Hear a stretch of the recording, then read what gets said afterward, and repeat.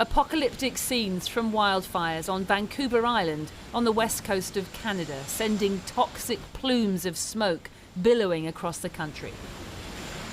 Fires like these are common in this part of the world as temperatures rise in the summer months. But it's the fires on Canada's east coast, which have arrived earlier and are more ferocious than usual, that have startled residents. The blaze in remote Barrington Lake was the largest in Nova Scotia's history, as a deadly combination of warm and dry conditions turned the forest into a tinderbox.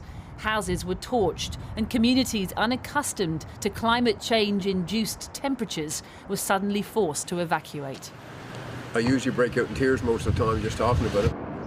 Canadian cities like Ottawa have been blanketed in thick orange smog as hundreds of fires raging across Ontario and Quebec have sent noxious fumes south, not just to Canada, but America too.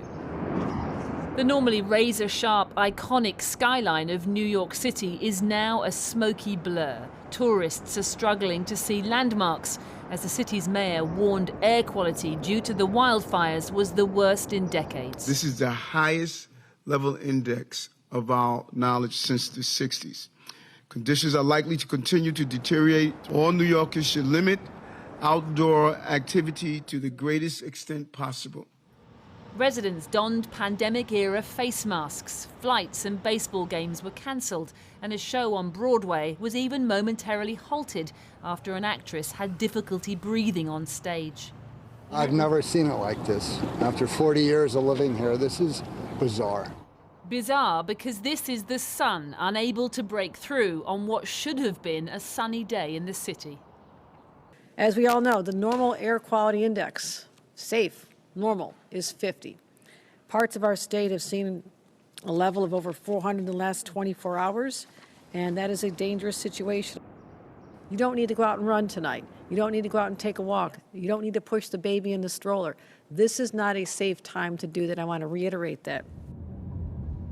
The nation's capital, too, awash with smog. This is the monument, barely visible through the smoke, and the ordinarily white White House took on a pinkish hue. Canada has seen the worst ever start of its wildfire season, with more than 400 fires burning, nearly 250 of them out of control, across both the west and east coast of the country, sending a smoky haze billowing into the United States, causing hazardous levels of pollution in New York and Philadelphia, and stretching further south into Washington, D.C., the Carolinas and the Midwest. These satellite images show how a low-pressure weather system is continually pulling the smoke from Canada all across America's east coast. Noxious fumes that hour by hour are blanketing some of America's most densely populated cities.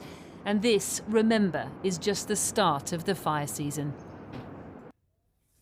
Incredible pictures. Well, environmental scientist Dr. Dan Neeshaw from the University of Quebec at Montreal joins us now from Canada. Thanks very much for coming on the programme.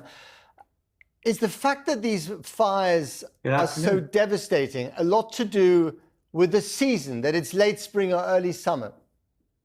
That's right. The hardwood trees, so deciduous trees, as their leaves come out, they contain a lot of water. In the northern environments where the fires are spreading, a lot of leaves haven't come out. And so it's the coniferous forests that burn rapidly that are still there. So the fires are hotter, more dangerous than they are usually later in the summer, the typical fire season when things are much drier. And also, I guess the other point is that the snow has melted a lot earlier. Yeah, in many areas, the snow has melted earlier. One of the problems with climate change is the longer fire seasons that we will have. And so the ground's drying out. There's nothing to hold back the fires or slow them down. Is this now going to be the new normal, do you think? Are we going to get this sort of early and more dramatic fire season in Canada in the foreseeable future because of climate change? It's definitely, the probability of these events will increase. So we will see them more and more frequently. Won't be every year, but over the next few decades, this is something that will definitely be a problem. The Western Canada is already suffering more, but as we're seeing in this current condition, even Eastern Canada, where there's higher levels of precipitation, is not invulnerable to extreme conditions like we're going through this year. And given the vastness of the Canadian forest, and we always describe the Amazon as the lungs of the earth, but these are also the lungs of the earth, aren't they? Yeah, I think that one of the things we can think about too is that they're the water pumps of the earth. The tropical forest pumps up so much water that comes down perhaps around 30 degrees latitude or further north. And our forests in Canada are credible water pumps. If we burn them, if we cause them to dry out through drought, you're going to have less water going to the atmosphere and therefore less water falling back down, which is another retroaction or feedback into the system, as well as the carbon that's being put into the atmosphere actually right now. And finally, briefly, I mean, to see those fires on that scale and the whole of the eastern seaboard enveloped in orange haze, it kind of is proof yet again how vulnerable we are to nature's teeth. Exactly. One interesting statistic is maybe 5% of the fires burn 95% of the landscape. So these huge fires are dramatic, and the extent this year from one coast to the other is unprecedented.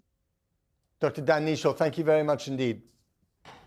Simon Roach, our climate reporter is here. Simon. Well, some incredible stats there. And just as these incredible scenes came in, with regard to the climate more generally, there are two peer-reviewed scientific papers which came out today, which tell us both where we are now and where we're headed.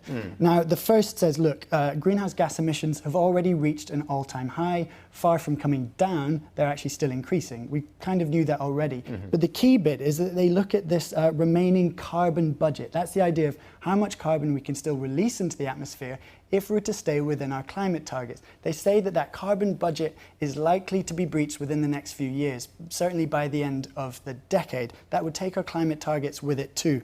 The second paper looks to the future, and they assessed national net zero pledges. These are plans that countries put forward to actually try and deal with all of this. Now, they found that 90% of national net zero pledges, frankly, aren't credible because they're not backed up. 90% because they're not backed up with concrete policy. They're not legally binding. And look, that means that even as these scenes suggest a kind of new normal, as you said there, we're still in this fairly perilous position where countries are making very ambitious pledges, but still not backing it up with concrete action on the ground. And talking of pledges, and we've got a foreign ministers COP28 conference taking place in Bonn today, in Western Germany, but that's also controversial, isn't it? Tell us why. That's right. Well, climate experts, national representatives are in Germany, and it's a preparatory meeting, really, for the next COP climate conference. Now, that's in the UAE. It is very controversial because its president... In the United Arab Emirates, yes.